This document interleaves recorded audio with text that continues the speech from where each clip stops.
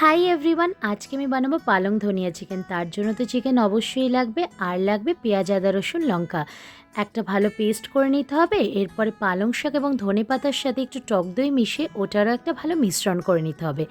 আগে থেকে নুন হলুদ মাখানো চিকেনের মধ্যে আদা রসুন বাটার মিশ্রণ দিয়ে ভালো করে মেখে নিতে হবে। তেল গরম হলে তেলে গোটা গরম মশলা ফোড়ন দিয়ে পেঁয়াজ কুচি দিয়ে নুন হলুদ দিয়ে ভালো করে ভেজে নিতে হবে।